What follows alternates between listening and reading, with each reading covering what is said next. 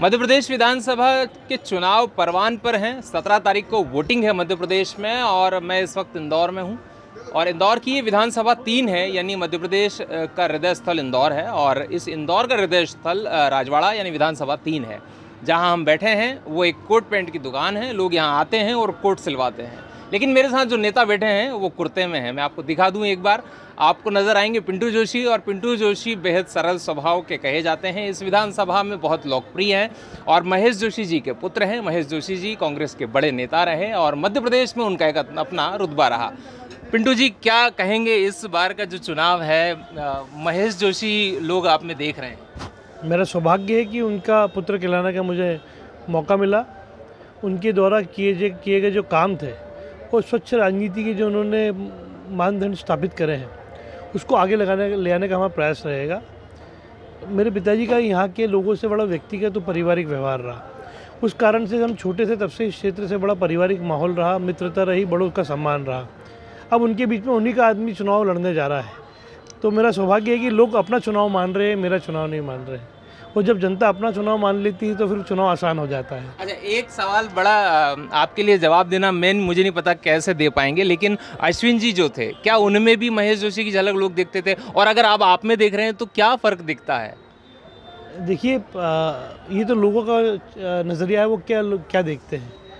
प्रयास ये मेरा था कि चूँकि महेश जोशी जी के जो मित्र थे, पापा के जो मिलने जुलने वाले थे, क्षेत्र के लोगों थे, उनसे मेरा व्यक्तिगत ताल्लुका तब रहा जब मैं राजनीति में आया भी नहीं था। तो उन्होंने मुझे हमेशा घर का सदस्य जैसा माना।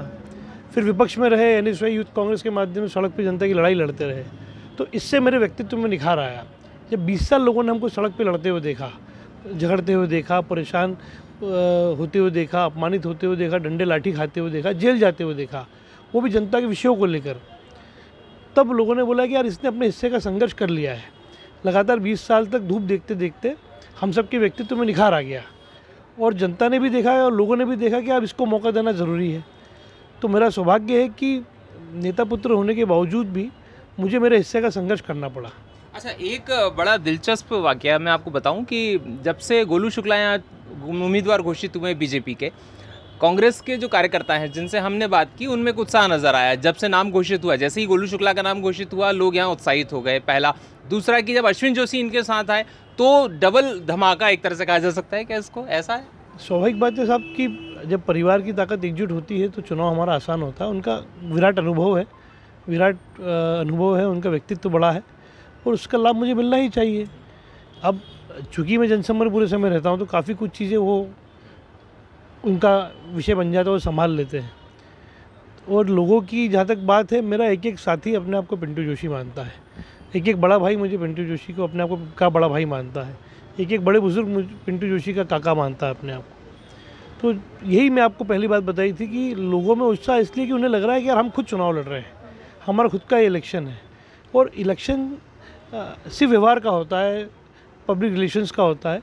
आप कितने साल लोगों से मिलते जुलते रहे। जिस दुकान में यहाँ बैठा हूँ, यहाँ मैं तकरीबन एक दिन छोड़कर एक दिन तो आता ही हूँ। तो कोई चुनावी बैठक नहीं है। हम यहाँ पे वैसे भी यार दोस्त शाम के समय चाय पीने के लिए इकट्ठा होते हैं। शहर के ऐसे हमने 15-20 हमारे 3 नंबर के चौराहे हमारे पास है जहाँ हम कहीं ना कहीं शाम को दोस्त इकट्ठा होते हैं। तो ये हमारा सौभाग्य है कि क्षेत्र का लोकल होने के नाते, स्थानीय होने के नाते, किसी भी प्रत्याशी, भारी प्रत्याशी से हम भारी रहेंगे। और भारी प्रत्याशी को सबसे पहले तो पहचान का संकट है। उसके बाद में वो कार्यकर्ता को भारतीय जनता पार्टी के जाने के नहीं जाने, कार्यकर्ता उनको जाने के नहीं जाने, तब तक चुनाव आ जाएंगे। ये मेरे पास ताकत है। एक सवाल आपसे मैं करूँगा। कैलाश विजयवर्गीय तो आप सब जानते ही हैं, भारतीय जनता पार्टी के राष्ट्रीय महासचिव। उनके बेटे आकाश विजयवर्गीय इसी विधानसभा से विधायक, और अब आकाश विजयवर्गीय की जगह गोलू शुक्ला चुनाव लड़ रहे हैं जो संजय शुक्ला के भाई हैं, चचेरे। अब इधर हमारे सामने बैठे हैं पिंटू जोशी। बड़ा चुनाव जो है बड़ा इंटरेस्टिंग हो गया। आकाश विजयवर्गीय का एक पैर विधानसभा 1 में है और दूसरा 3 नंबर क्षेत्र में। क्या है, वाकई में बड़ा मुश्किल है बीजेपी के लिए इस बार का चुनाव? देखिए, दुर्भाग्य यहाँ की भारतीय जनता पार्टी के कार्यकर्ताओं के साथ ये रहा कि पिछले 33 साल से बीजेपी ने यहाँ के किसी भी स्थानीय भारतीय जनता पार्टी के कार्यकर्ता को टिकट नहीं दिया। लोगों में आक्रोश है, भारतीय जनता पार्टी के कैडर में आक्रोश है। और अगर उन्होंने काम करा होता पूर्व विधायक जी ने, तो उनका टिकट नहीं कटता यहाँ से। और अब वो यहाँ घूमे तो उनका स्वागत है। अच्छा, इसमें एक चीज़ मैं आपको रोक रहा हूँ, 3 नंबर विधानसभा का ऐसा कौन सा मुद्दा, क्योंकि व्यापारी वर्ग बड़ा है यहाँ पर और वो बहुत 5 साल से वो विकास कार्यों ने वो कहा कि करोड़ों के काम किए, विकास किया, तो व्यापारी वर्ग और विकास ये कहाँ दिखता है आप? वो तो व्यापारी से पूछे कितना विकास हुआ है, यहाँ की क्षेत्र की जनता से पूछे कितना विकास हुआ है। ऐसा कोई गली मोहल्ला नहीं जहाँ पे सड़क खुदी हुई ना हो या दरिद्र स्थिति ना हो। पानी की समस्या आज भी यथावत है, ड्रेनेज की समस्या आज भी यथावत है, ट्रैफिक से हम सब परेशान हैं।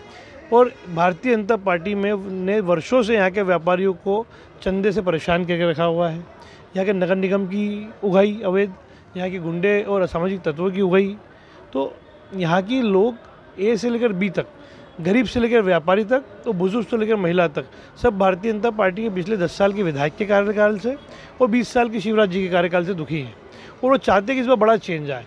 वही मुझे कॉन्फिडेंस दे रहा है। अभी जनसंपर्क में कोई एक ऐसा फीडबैक जो आपको बड़ा इंटरेस्टिंग लगा हो और जो आपको जिसने आश्चर्यजनक किया हो, अचंभा लगा हो, एकदम से किसी का फीडबैक आया हो मतदाता का जो आपने सोचा नहीं हो? देखिए, सामान्यतः क्या होता है कि हर पार्टी का अपना एक स्थापित वोट बैंक होता है, उसको कहते हैं कोर वोट्स। लेकिन इस बार जब मैं भारतीय जनता पार्टी के कोर वोट्स वाले इलाके में गया तो इतने वर्षों का अनुभव हो गया कि नज़र देख के चेहरा समझ जाते हैं हम कि हमको वोट देगा कि नहीं देगा। तो उनका जो हमारे प्रति व्यवहार रहा, उनका जो हमको रिस्पांस मिला, उससे लग रहा है कि यार ये तो बड़ा अच्छा चुनाव हो रहा है, बड़ा कॉन्फिडेंस आ रहा है कि लोग बोल रहे हैं कि यार पिंटू तुझे वोट देंगे आप, इरिस्पेक्टिव ऑफ पार्टी, किसी भी विचारधारा के हो, तो लड़का अच्छा है हम तुझे देंगे, बोले तू भला लड़का है हम तुझे वोट देंगे, तो हमारे बीच का है हम तुझे वोट देंगे, तू हमें जानता हम तुम्हें जानते हैं इसलिए वोट देंगे। तो काफ़ी कुछ चीज़ें, बहुत सारे फैक्टर्स काम आ रहे हैं, तब जाके भारतीय जनता पार्टी का मूल कोर वोट हम शिफ्ट कराने की स्थिति में है। आखिरी सवाल आपसे, आपको लगता है कि धर्म भी मुद्दा होता है चुनावों में या नहीं, विकास ही मुद्दे होते हैं? देखिए, धर्म तो हम सब बड़ी मजबूती से जुड़े हैं अपने अपने धर्म से। हर आदमी को अधिकार है अपने धर्म का पालन करना और उसको मानना, तो कोई बुरी बात है ही नहीं। जनता जो मांग करे वो शिरोधार्य है। इस बार जनता की मांग है मूलभूत सुविधाओं को पे काम करना। जनता चाहती है कि जो उनकी रोज़ की ज़िंदगी है वो थोड़ी आसान हो जाए, सुलभ हो जाए, और साथ ही साथ में वो विधानसभा 20 साल बाद कैसे दिखेगी, 30 साल बाद कैसे दिखेगी, हमारे बच्चे भी यहाँ अपना जीवन बिताना चाहेंगे कि नहीं चाहेंगे। शिक्षा, स्वास्थ्य, सड़क, बिजली, पानी, व्यापार, उद्योग, खेल मैदान, इन सब चीज़ों को जनता की अपेक्षा है कि 20 साल बाद हमारा शहर किस दिशा में जाएगा। पुराना बॉम्बे, पुराना दिल्ली अपने आप में उदाहरण है कि वहाँ अगर ठीक ठाक विकास हो तो लोग वहाँ रहेंगे भी, काम भी करेंगे। आज भी मुंबई फोर्ट में जो कहते हैं कि सबसे ज़्यादा व्यापारी वहीं बैठते हैं। तो हमारा प्रयास है कि 3 नंबर को लेकर हम इतना डिटेल्ड प्लान बनाएं कि यहाँ जो विकास की गति है और जो काम होना चाहिए वो एक अच्छी दिशा में जाए और लगातार ग्रेजुअली बढ़ता रहे। क्योंकि यहाँ मुझे अपना आगे का जीवन भी बिताना है और मैं यहाँ के लोगों के प्रति जवाबदार हूँ, तो मैं वही काम करूँगा जिससे हमारा भविष्य निखरे, हम सबका भविष्य सुरक्षित हो। आप स्थानीय मुद्दे की बात करते हैं, एक सवाल याद आ गया। वो कहा जा रहा है कि घर आपका पलासिया में, आप खुद स्थानीय नहीं है, तो इसका क्या कुछ ऐसा काउंटर है? जिसका परिवार 8 विधानसभा यहाँ लड़ लिया हो, जिसका जन्म इंदौर अस्पताल में हुआ हो, इमली बाज़ार में 25 साल बिताए हो, स्थानीय मुद्दे की तो बात ही नहीं आती है। मैं तो बोलता हूँ कि मेरा मोबाइल नंबर यहाँ के स्थानीय लोगों के पास हो और मेरे पास यहाँ के स्थानीय पत्ते लोगों का मोबाइल नंबर हो, मतलब मैं स्थानीय हूँ, तो मुझे फ़ोन लगा सकते हैं। कितनी लीड जाने वाली है पिंटू भैया? देखिए, हमारी विधानसभा छोटी है मत के हिसाब से, वोटों के हिसाब से, तो आप सोचो कि 50,000 से जीते तो उतना मत ही नहीं डलते हैं। हमारे प्रयास ये रहेगा कि आज तक के इतिहास में 3 नंबर की सबसे बड़ी लीड हम दर्ज करेंगे, जीत हम दर्ज करेंगे। अब वो कितनी होती है उसको स्पेकुलेट अभी करना मुश्किल है, लेकिन जिस हिसाब से ट्रेंड जा रहा है, जिस हिसाब से लोगों का समर्थन मिल रहा है, विश्वास है कि हम आज तक की हाईएस्ट इलेक्शन विन को हम कंट्रोल करेंगे इस बार। बहरहाल आपको बहुत बहुत धन्यवाद पिंटू जी। तो ये थे मेरे साथ पिंटू जोशी, इंदौर विधानसभा 3 से प्रत्याशी हैं कांग्रेस के।